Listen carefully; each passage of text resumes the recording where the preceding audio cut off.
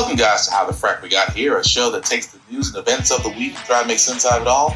I'm your host, the most Will Buchanan, and on this show, we simply are all about the facts. There are plenty of news stations out there that simply want to do anything short but inform you. Here at How the Frack We Got Here, that's all we believe in. We go up to the left, we go up to the right, we go up to the middle of independence, we go up to all sides because there's more than one side of a story to everything. And you need to know it all in order to actually formulate your own opinion. And that's what we try to do here at How the Frack We Got Here. Thanks for listening, and hold on. It's going to be fun. All right, guys. Today's date, July 13th, 2022, and this is How the Frack We Got Here. I'm your host, most Will Buchanan. How the Frack We Got Here. We do take the events of the week and try to make sense of it all. Before we get started, guys, let you know that we are a family-friendly podcast, which we try to be. And yes, we are trying some new settings here, guys. So trying to see what works and what not. Trying to update it because I know you guys are getting tired of looking at my living room. So I decided I want to change things up and see how it works. But anyway, that being said, guys, again, things that might be shown and also viewership may, like I said, for the young and intended, be advised. Aside from that, welcome. So how do we start this? Well, I keep telling you guys that as we ever get so closer to the November elections, that Democrats are going to have a very difficult time. I've been saying that. Not wrong about that. The Democrats are going to have a very difficult time, especially with getting voters, things of that nature. But the Republicans, they seem to keep giving gifts. And again, with Mr. Josh Hawley, a senator who literally has no scientific backing whatsoever, has decided to go one-on-one with a very well-educated woman. And it was like bringing a knife to a gunfight. The people with a capacity for pregnancy, would that be women? Many women, cis women, have the capacity for pregnancy. Many cis women do not have the capacity for pregnancy. There are also trans men who are capable of pregnancy, as well as non-binary people who are capable of pregnancy.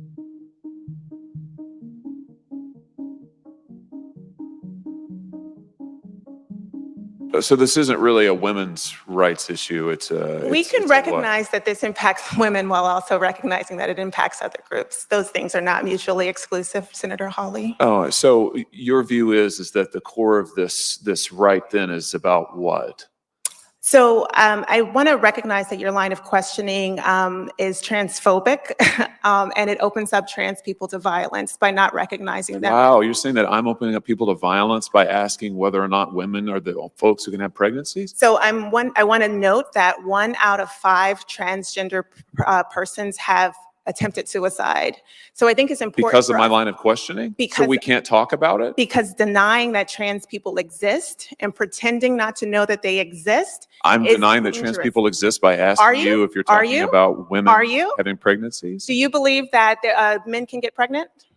No, I don't think women can get pregnant. So you are denying that trans people exist? And that leads to violence? Is this how you run your classroom? Are students allowed to question you? Absolutely. Or are they also treated like this? Where No, they're told that they're opening up people to violence? We have a good time in my class. You should join. I bet. You might learn a lot. Wow, I would learn a lot. I've learned a lot just in this exchange. Absolutely. Extraordinary. Yep.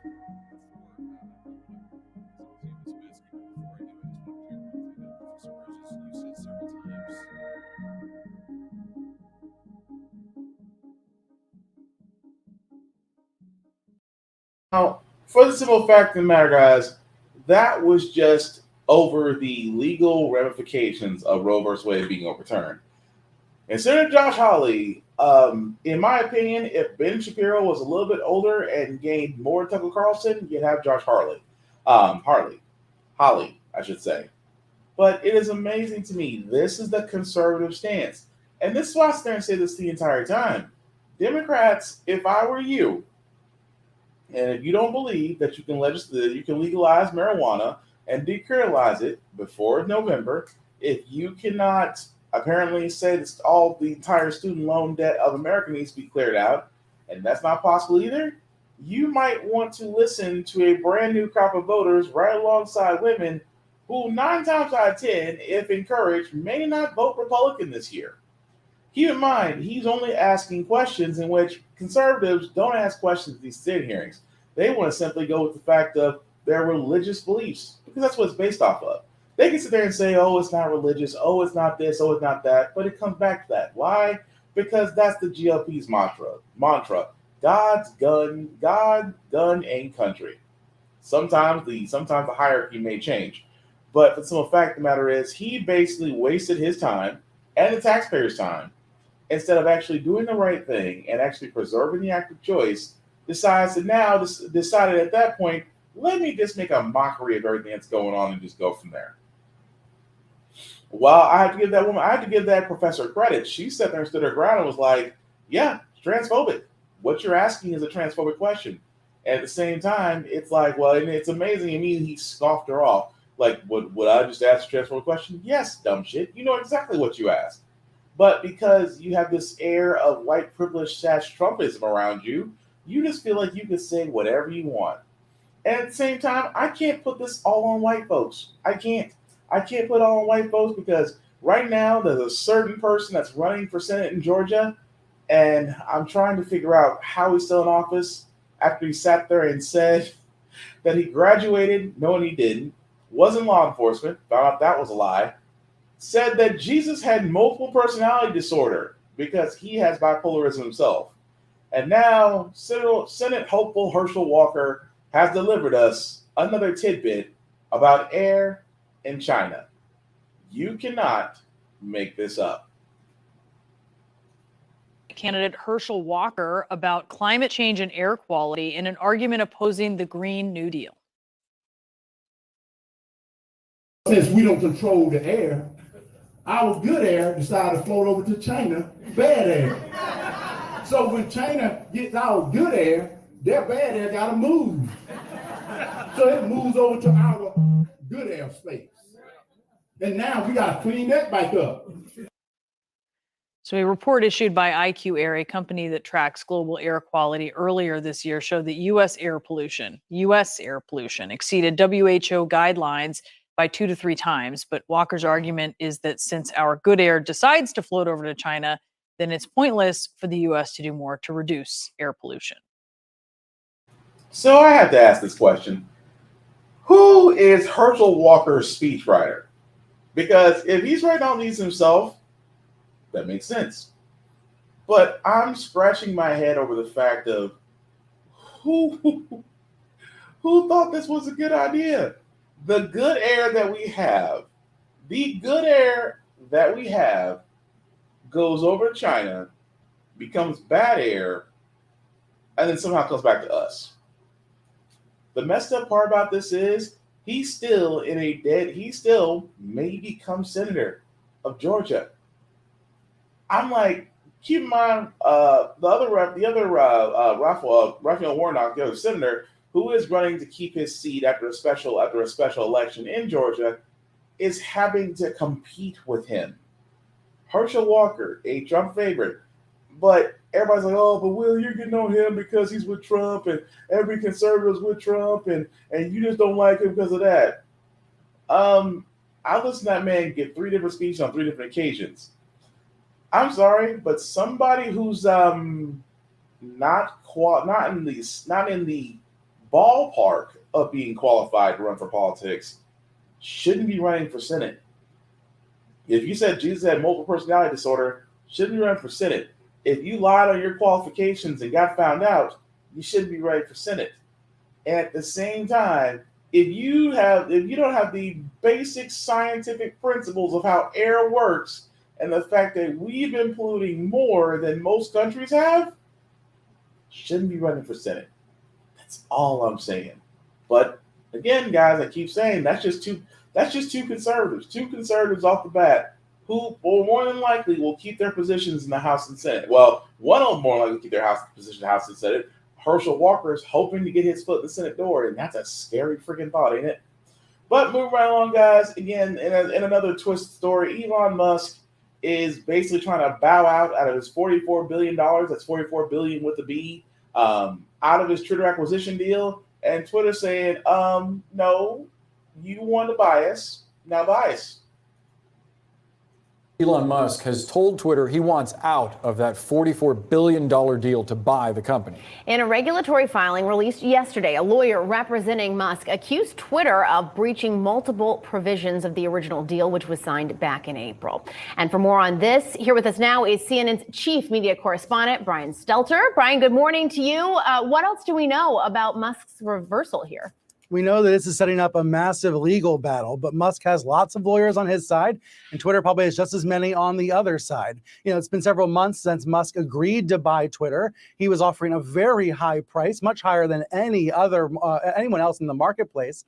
And now there's an incredible amount of uncertainty about the future of Twitter because Musk seems to be trying to back out. Now, with Musk, you never quite know what's going on for sure. You've always got to be skeptical. That's why many people were skeptical about this deal when it was first announced. And I think now there's skepticism about whether he can get out of the deal. After all, when you agree to buy a company for $44 billion, it's not something you just write down in pencil. You've signed it in pen. You've signed it in ink. You have done a lot of different things to commit to actually going through with the transaction.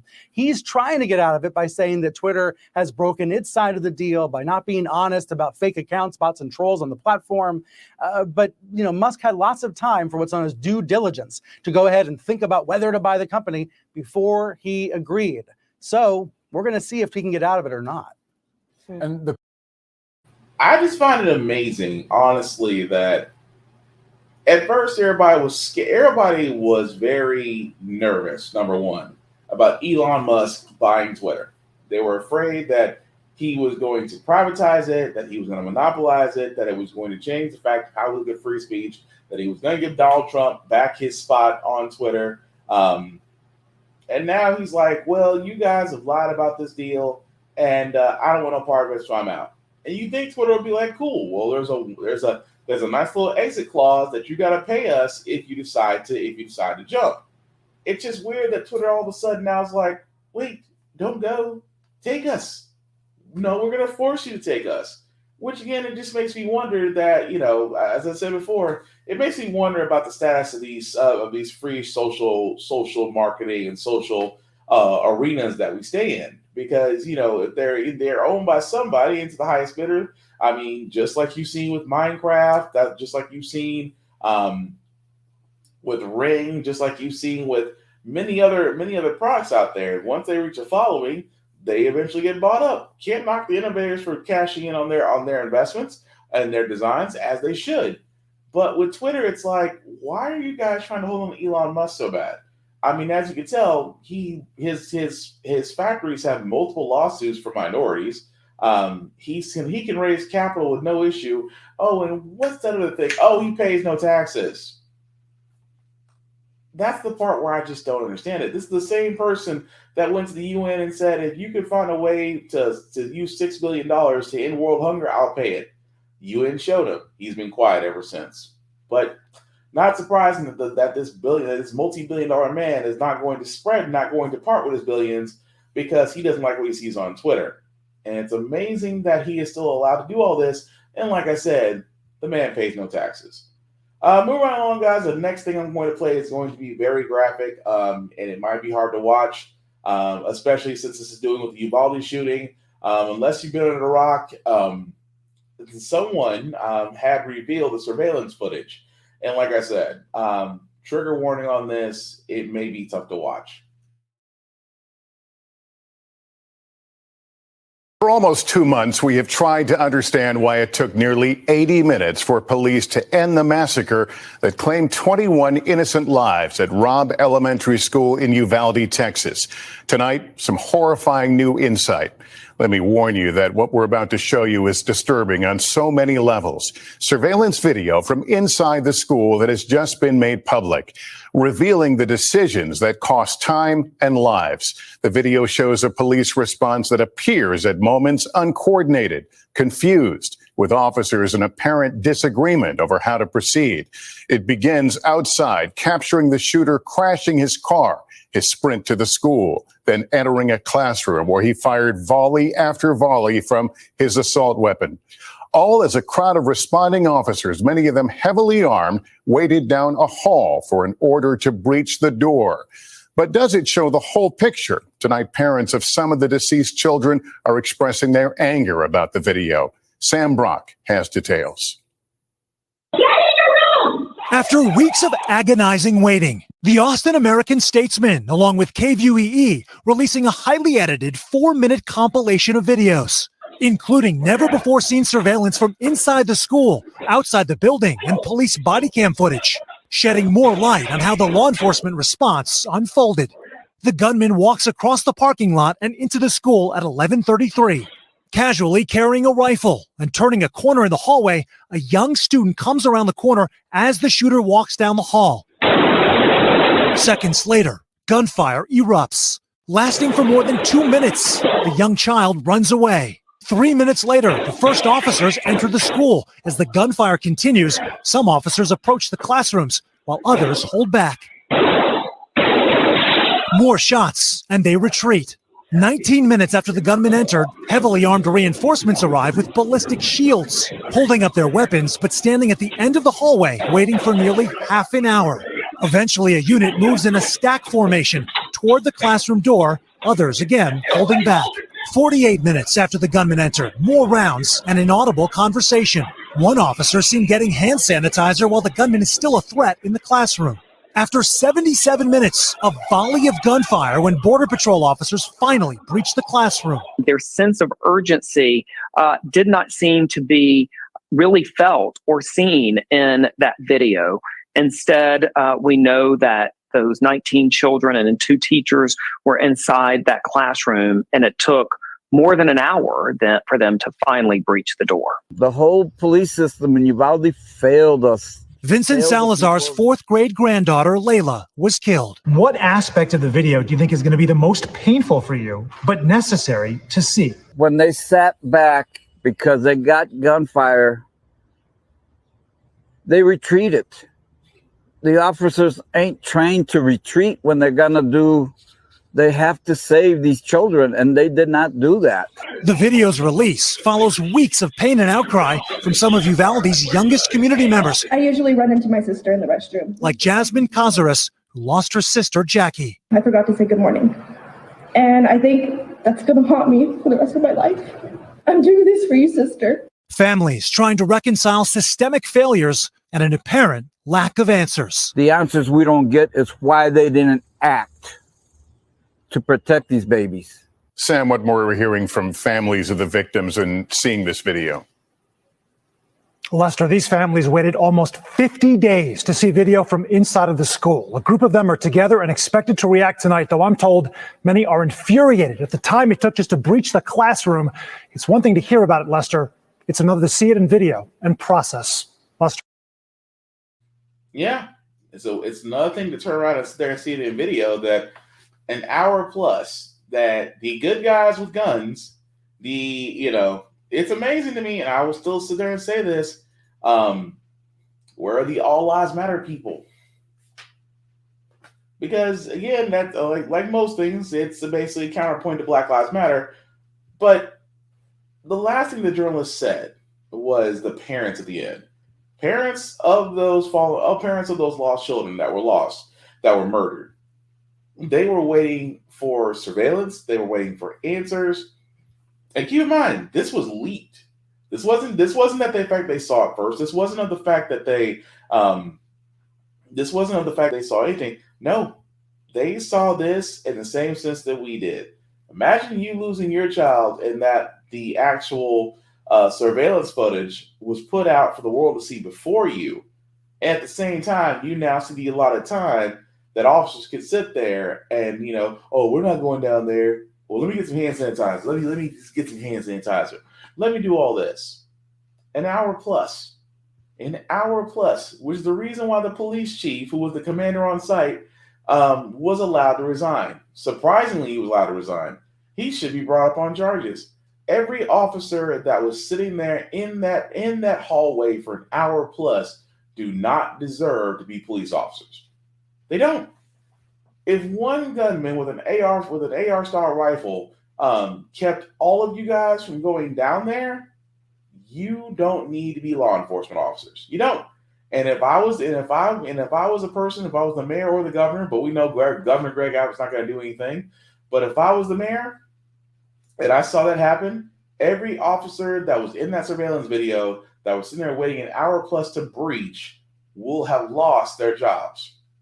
I'm sorry, would have lost their jobs. Because the simple fact of the matter is, this is why I sit there and say the whole argument of, the only way to stop a bad guy with a gun is a good guy with a gun. You had at least more than a dozen good guys sitting right there, and nobody was going down that hallway until an hour plus later.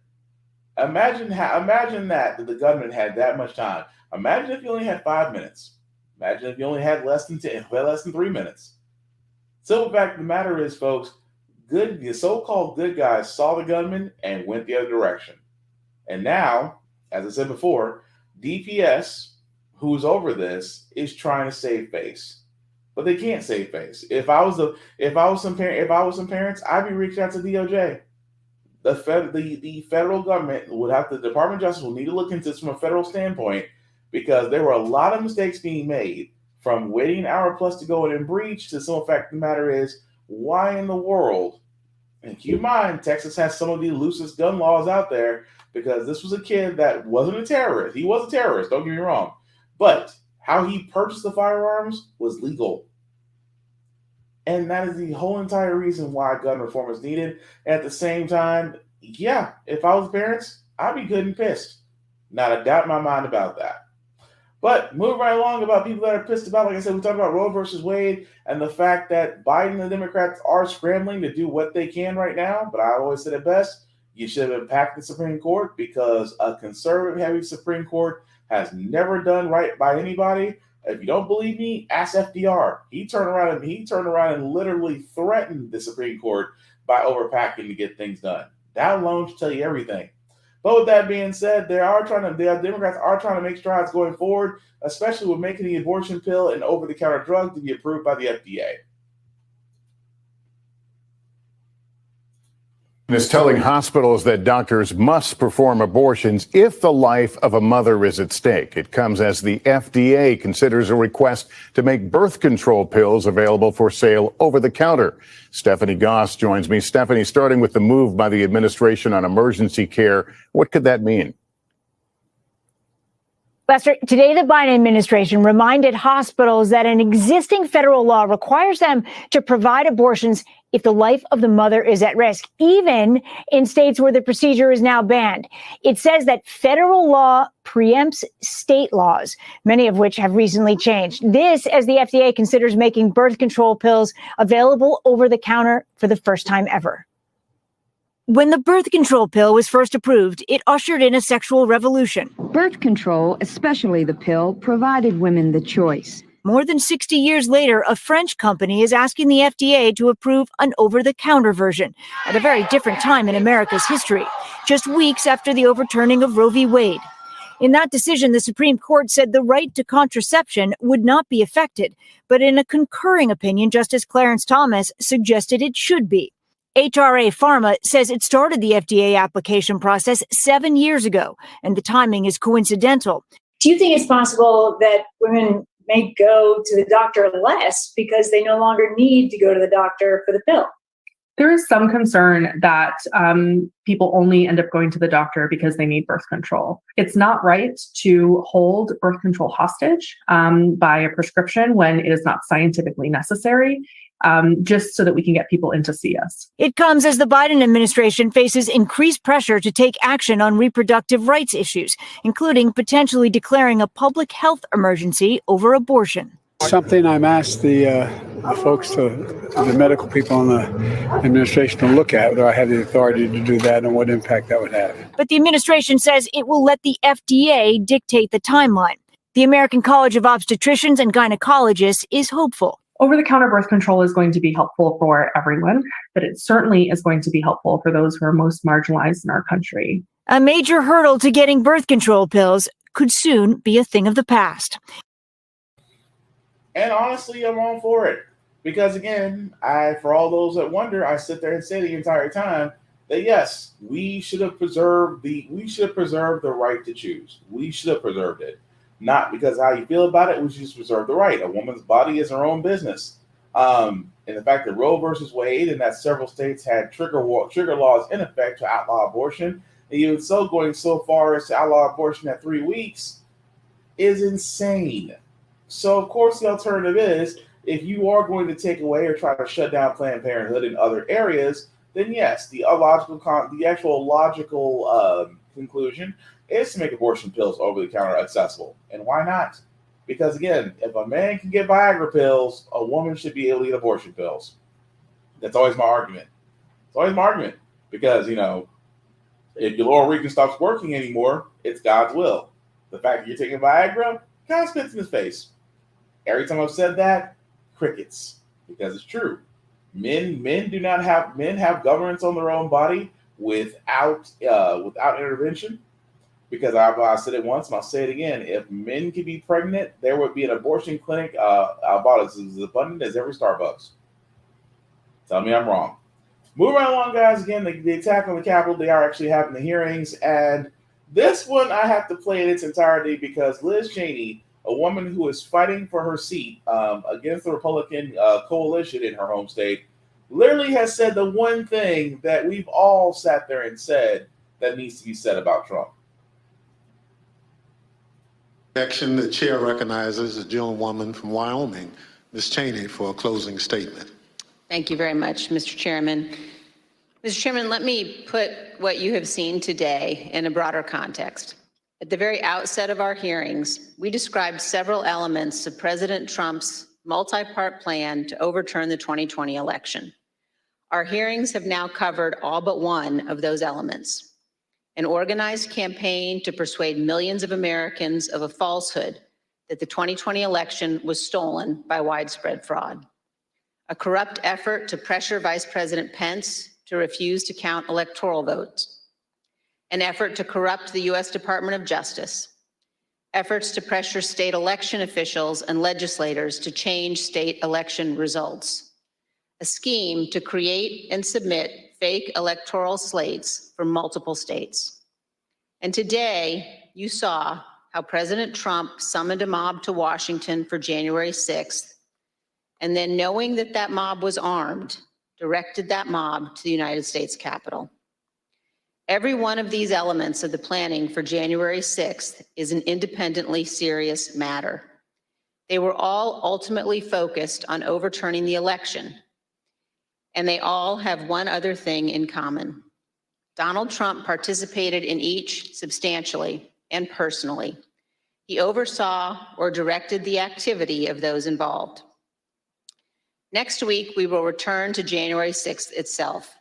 As we have shown in prior hearings, Donald Trump and his legal team, led by Rudy Giuliani, were working on January 6th to delay or halt Congress's counting of electoral votes.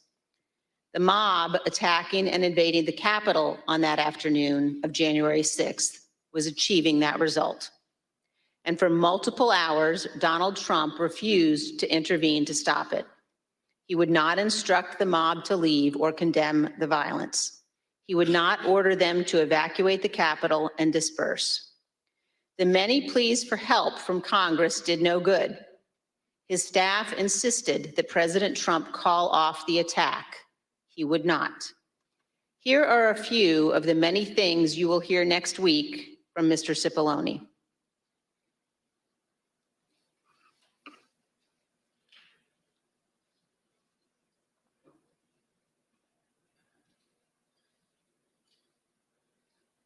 Is that right?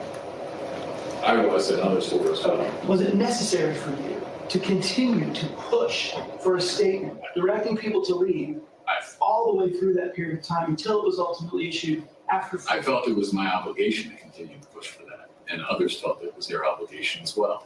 Would it have been possible at any moment for the president to walk down to the podium in the briefing room and talk to the nation at any time between when you first gave him that advice at 2 o'clock and 4:17 when the video statement went out? Would that have been possible? Would it have been possible? Yes. Yes, it would have been possible. And you will hear that Donald Trump never picked up the phone that day to order his administration to help. This is not ambiguous. He did not call the military.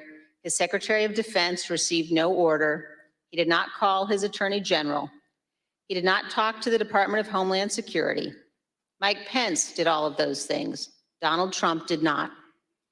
We will walk through the events of January 6th next week, minute by minute. And one more item.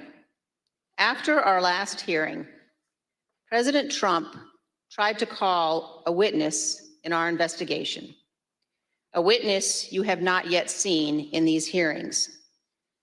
That person declined to answer or respond to President Trump's call and instead alerted their lawyer to the call. Their lawyer alerted us, and this committee has supplied that information to the Department of Justice. Let me say one more time, we will take any effort to influence witness testimony very seriously. Thank you, Mr. Chairman. Oh, Donnie boy, the pipes are calling. And I do mean that. I mean, because a lot of people are wondering, for a lot of people, they're just like, well, what does this actually mean? Okay, well, first and foremost, the fact that this has went from an investigation to now piling a case. Because that's all it is at this point. The commission at this point is now filing a case against Donald J. Trump, and pick your charges: sedition, possible treason, terrorism, inciting a riot, starting an insurrection. At this point, they're building a case. It's no longer about investigating. And if you've been watching these hearings, the amount of information that has came out is staggering. It's staggering and cannot be avoided. So what does that mean for us? Well, that means that Donald Trump's 2024 presidential hopes might have a little bit of a shadow of a doubt on them. That's all I'm saying. But again, I do think it's interesting that the same woman that voted to impeach Trump was the same woman that just almost like she just gave the benediction to his funeral, which in this case, his political funeral. But we will follow that it comes along. But moving on, though, I did want to cover this very quickly. Starbucks is closing 16 U.S. stores. Now, you think Starbucks, one of the most important and busiest spots for coffee I've ever seen, especially here in Tennessee, that Starbucks is closing 16 stores for quote-unquote repeated safety issues. Those safety issues including drug use and other disruptive behaviors that threaten staff. They're going to close 6 stores in their hometown of Seattle, 6 in Los Angeles, 2 in Portland, and 1 each in Philadelphia and Washington. However, they did say, but those people at those stores will be given the opportunity to transfer stores. Now, usually I'm like, yeah, well, everybody else can say, well, businesses and things of that nature happens. But I can't help but just wonder. Because keep in mind, guys, we've covered on this podcast that a few Starbucks stores have just joined the labor union. And I just can't, how can I put this so nicely? It's a little hard to sit there and say this isn't suspect because a quote unquote, nobody, I mean, there's a reason why we have laws that says you can't retaliate against those who are trying to join a labor union or talk about a labor union. There's actually laws in place to prevent retaliation. It's actually a suable thing that people can do and actually win back damages. However, I find it interesting that we now have about 4 to 5 stores, 4 to 5 Starbucks stores that did become unionized. And Starbucks' answer is, we're going to close down stores. And I can't help but wonder the timing. And I would say it best, timing is everything. Some stores go unionized, some stores get closed. You guys have heard me say this. You guys have heard me say my Michael Dell story all the time, especially here in Nashville. Michael Dell hated unions. If we talked about unions, if it got back to him, he would close said center down, pack up, and move to a more corporate-friendly state. Although out of Tennessee, I can't remember. Aside from Tennessee being number 1 in my mind, I don't know what I would say is more corporate-friendly for conservatives in Tennessee. But like I said before, it's just the timing of it all, that they become unionized and Starbucks starts closing down stores. Almost in the same sense with people that work in fast food and the food service industry want more money, but you see more kiosks at fast food joints. And I'm sorry, I want to be able to have my order screwed up by a live person and not by Skynet. That's just me. But moving on, guys, if you're like me, you're looking into the housing market and you're just wondering where it's going to cool down eventually, well, signs are good. Are backing out of deals and a potential sign the red-hot housing market is cooling. Things are really shifting away from being a super strong seller's market to kind of starting this rebalance. Nationwide, some 60,000 agreements fell through in June, according to real estate firm Redfin. That's nearly 15% of homes under contract that month, marking the highest percentage on record aside from the earliest days in the pandemic. Among the most affected areas, Las Vegas, New Orleans, and many hotspots in Florida. Demand is definitely decreased. Sean McLeod works in Orlando, where research shows roughly 1 in 4 buyers are calling it quits. Not every buyer is able to purchase in this market under these conditions. Industry experts say the canceled buyer largely falls into 2 categories: those who are using the slowing housing market to get better deals, and people who are priced out by rising mortgage rates. The 30-year fixed rate nearly doubling since January, now just under 6%. That could mean an increase of hundreds of dollars in monthly payments, especially with listing prices at record highs. What kind of tips do you have for people who are worried about the volatile mortgage rates? The first thing to do is really understand your finances and get those finances in order. Really shop around and find a lender that's able to lock in a rate for you. Home hunters hoping for the balance of power to shift back to the buyer. Emily. Well, it may take a while, but it's actually getting there. Because the thing about it is, guys, like I've been saying, when it comes to this situation that we're in, that for the longest point, you had big market firms, you had these hedge investors, mostly New York stock types that had plenty of money to burn, coming in here and buying up property, building up houses, buying houses, and raising the property value to insane amounts. I was kind of wondering when that bubble was going to be bursting, because as a potential home buyer myself, I don't want to pay 4 or 5 times as much as the house is worth, only to watch that property value come down when the market cools off. But it looks like signs are heading that way, because the reality of it is, unless you are in the 6-figure income and up category, you are going to be very price conscious about the next house you purchase. But we'll follow that story as it comes along. President Biden is kind of taking a victory lap a little bit, guys. I don't know how to say this about his gun bill. And I have said many a times on here how I feel about that gun bill. But again, I'm not the only one that sat there and said that Biden needs to do more instead of taking a victory lap. Almost 2,000 gathered today on the South Lawn to mark the most hard-fought bipartisan achievement of the Biden era, the first new gun safety law in nearly 3 decades. Lives will be saved today and tomorrow because of this. One father, whose son died at Parkland, interrupted, shouting that more must be done. Let him talk. Let him talk. The president hailed the new law as progress, as his political standing appears precarious. A new poll from the New York Times finds 64% of Democratic voters say they would prefer a different leader in the 2024 election. Mr. Biden's age cited most. He'd be 82 right after the election. We need some younger people in the office. Yeah. That's, bottom line. Should be an extent to everybody. Yeah, he's kind of up there. However, the vice president said Sunday they expect to be in the race. He intends to run. And if he does, I intend to run with him. One clear warning, only 13% of Americans said they think the country is on the right track. I feel like we're taking so many steps back right now. Am I right? To counter doubters, the White House touts the strong job market and gas prices down 33 cents in the last month.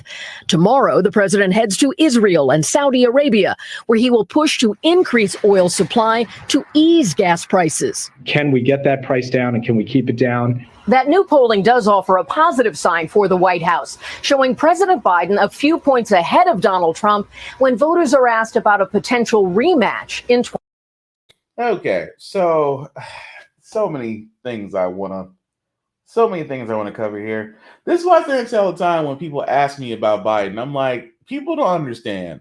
Biden is honestly more conservative than he is Democrat. He is. I mean, if you want to be honest, it's what we call a moderate Democrat. Moderate Democrats are basically just Republican light. And he is exactly that. For example, You got to remember at the beginning of his term, he was more progressive. He wanted to push for green bills. He wanted to push for reform on police action. He wanted to push for voting rights. He wanted to push for minimum wage increases. He wanted to push the Build Back America plan. He wanted to, get his infrastructure bill passed. And now he's went far right. We are going to, talked about the gun bill, which, let me go ahead and say this. That gun bill is a small step, not a big one. And let's just be honest about that. I talked about the gun bill on there because this gun bill paraded more to conservatives than it did to actually stopping violence. Giving states incentive to engage red flag laws. What states need incentive beyond preserving human life to actually have red flag laws in their state? But you know what it doesn't have in there? It doesn't have raising the age of purchasing a gun from 18 to 21 in a federal standing. It doesn't.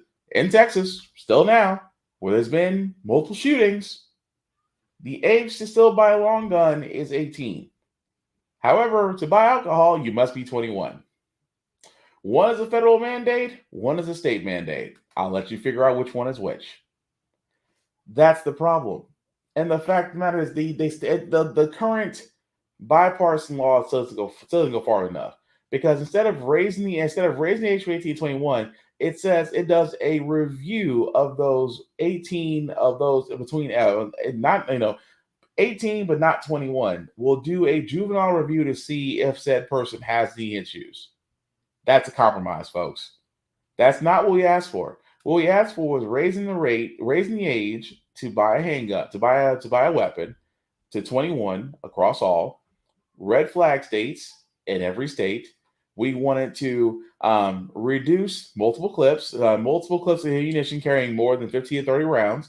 We wanted that. We wanted, anything bigger than that, you shouldn't have for reasons beyond my comprehension. You really don't need it. At the same time, we wanted to push universal background checks across all sales, not just commercial. We also wanted to, even go so far as to ban certain types of weapons that individuals shouldn't have. Because we've seen that in Uvalde, where apparently if the good guy with the gun has an AR-15 and the bad guy with the gun has an AR-15, the good guy with the gun is still going to sit at the back of the hall fighting hand sanitizer. Those things should have actually been a part of the bill. But let's be honest. Conservatives do what they do best. They protect the gun nuts. They protect the homosexuals. They protect an 18-year-old's right to choose to buy a gun, not to, choose to have an abortion, because we know how they feel about that with them and Jesus. But to sit there and say that gun bill was a large step forward is a very grave misstep. Even more so that Biden, who is, again, like I said, more Republican talking about gun laws being changed, and now going to the Middle East, because let's be honest, the number one producer of oil is in Saudi Arabia. Russia is number two. Now he's going to the Middle East to see about how to grease the wheels with the Saudi Arabian family to increase oil production, to basically lower the cost of gas, which gas is going down. But at the same time, we are still finding ourselves on dinosaur juice. When there was such a big push for electric cars, there was such a big push for renewable energy, there was such a big push for the Green Deal that could possibly help us combat climate change, which, by the way, that is still a warning, a ticking clock for a lot of us.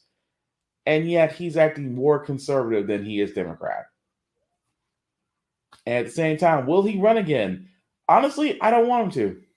Not because of the fact of his age, but because of the fact that we have seen what happens when you have a moderate Dem in office. I want a progressive Democrat. I want someone who's progressive, who is really willing to take the risk and say, I want to push these policies forward, and have the guts to sit there and say, these people in Congress are the sole reason why you don't have everything that you have. Let's change that. Let's put term limits in the Senate. Let's put term limits on the House. Let's put term limits, and they can't serve more than the president. Two consecutive terms they can serve. They got to sit one out if they want to come back. And just watch how things happen. Watch what happens when we start changing the salaries of those in the Senate and the House. Let's also, if you're running for Senate or House and you win your seat, you cannot invest in stocks. We cannot trust you to put everything in a blind trust that's managed by somebody else, because you still have access to it. you shouldn't be allowed to play the lottery. Let's reverse Citizens United and actually get this money out of politics. Let's make lobbying illegal, made a felony. I mean, they already made giving food and water to somebody who is going to vote a felony. Why not make lobbying a felony? That's what I would want from a progressive candidate, because we've seen what happens when moderates and conservatives take over, but now it's time to see it as a progressive. Biden is not progressive, and Kamala Harris, I never thought I'd say this, and I'm trying to be very nice about it, but Kamala Harris, by far the most, it's almost like I forgot she was VP, but she's been ineffective. What's been her policy? What's been her standpoints? The only shining mark in history that she has is that because of her vote, that Kajani Brown Jackson was able to join the Supreme Court, because it was a 50-50 and she was a tiebreaker. That's her only contribution to history. And that's sad, because we would figure with our first woman being Madam Vice President, she would have a lot more effect than Mike Pence. I'm just saying, when Mike Pence is the bar, a very low bar, and yet for some odd reason, she still comes under it. Instead of just taking a single step over it. I will never understand it for as long as I live. But I will say this, before we get to our feel good news segment. I just don't see, if Biden is smart, he will run out his term and put someone else up there who will be able to share exactly the progressive side. Because with women, LGBTQ plus, and minorities right now, they want someone they can get behind. I don't think Biden and Kamala Harris is it right now. That's just me. But we're going to move on to our feel good story, guys, because usually how the Frack got here, we cover a lot of things that are doom and gloom, sometimes make use of faith in humanity. But hey, it is hump day. Tomorrow's Thursday, which is Friday Eve. And we will leave you guys out with some good vibrations, and hopefully this story will do it, because anybody who's ever been on a plane, when you get stuck on the runway, or taxi as they call it, and there's that uncomfortable way of just trying to, get to a gate to where you can get off the plane and realize you're back on solid ground because you're a terrible flyer. Okay, that just might be me. Sorry. But anyway, these kids, very talented children, decided to serenade the crowd with an old Disney favorite. On a plane on the tarmac, but with an orchestra. Tonight here, yet another flight delay, but this one is definitely different.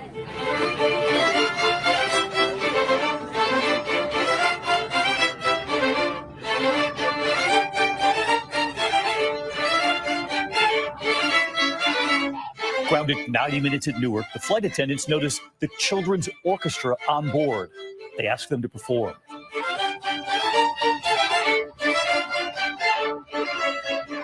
One dad holding his baby boy up to sea.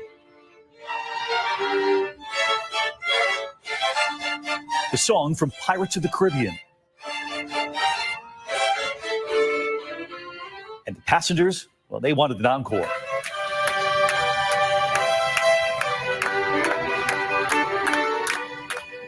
"18 children from 10 to 17, part of the nonprofit student performance group Music City Strings from Nashville.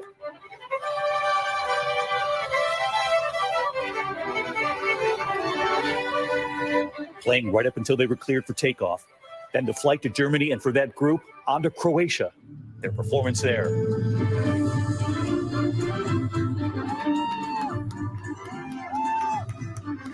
And right here tonight, hi, David. Elaine Krell from Music City Strings on why they performed on that flight. Kind of help them forget about all those annoying thoughts of, oh man, I'm stuck here. This is annoying. They could forget all that and just enjoy the music. Hi, David. And Ella Goggins on the universal power of music. We were on a plane with people from many different countries who spoke so many different languages, but everyone understood what we were doing and it brought them joy.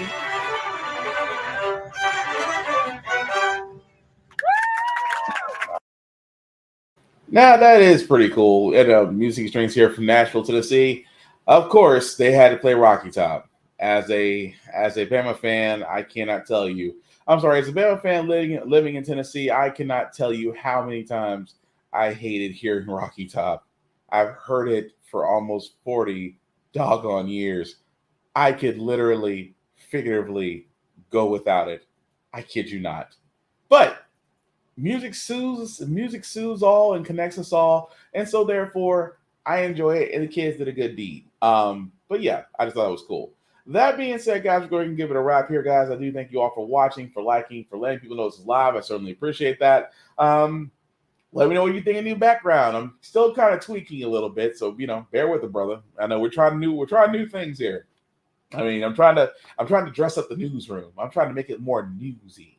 I'm not wearing no suit though, but I'm trying to make it more newsy. But anyway, that being said, some shameless fucking break it down here, guys. I do want to shout out to my buddy Vaughn, Big VZA Dot. You can find him on all socials at Big VZA Dot. And of course, Vaughn was put on Facebook. As he does have a new page, he's back to making beats again. He feels inspired, and therefore the beats is rolling out, and you can get with him on how you can make those beats your own. But definitely check him out, Vaughn Westpoint on Facebook, Big VZA Dot on all socials. As for yours truly, guys, my IG handle is still BlackFox447. You can follow me there on Instagram, as I usually do post everything from reviews of shows and TV shows, video games, and movies and whatnot, to also gym stuff, because I do a couple push-ups.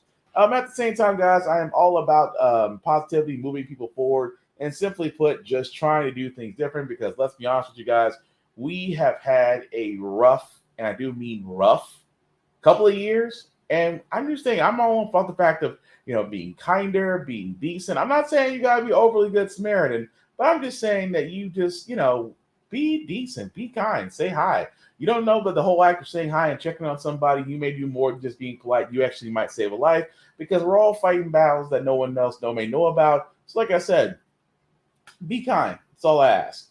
That being said, guys, COVID is still around, and the Omicron and its variants are still out there, like a bad version of a Michael Bay film. So again, guys, if you're going in heavily congested areas, please wear a mask. Please do everything that you can to protect yourself and protect others, and that's how we're all going to get through this. Also, I'm just going to blow this up right here. If you copy and paste this link into your browser, it'll take you to my link tree. That's the YouTube and Facebook groups for all of my podcasts, How the Frack Got Here, Get Bit, of course, off on this podcast.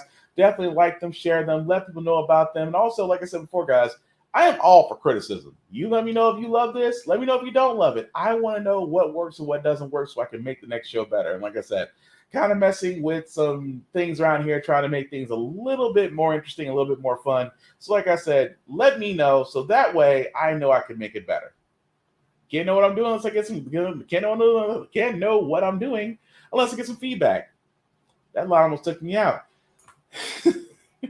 That being said, guys, that being said, as I try to wrap this up before my tongue decides to call today, what we do and How the Frack Got Here is all about being informed. We're not trying to reinvent the wheel. We're trying to give you all the information that you can, but we also provide a logical perspective view to go along with it. We do a lot of things we do a lot better when we're informed. We're progressive. We move forward. We try to right the wrongs of our past by making decisions now that we should have done back then, like elect our first black woman to the Supreme Court, electing our first black woman to the Federal Board of Governors, and even our first lady to a higher commanding position in the U.S. Navy. When we don't learn from history, we are doomed to repeat it. That's why we keep asking ourselves all the time, how come everything goes up by my paycheck? How come we're still electing different politicians, but still the same old game? And most importantly, how the Frack got here. Thank you all for watching, guys. I really appreciate it. Take care of yourselves, and we will get through this all together, hopefully, because this intro almost took me out. Peace!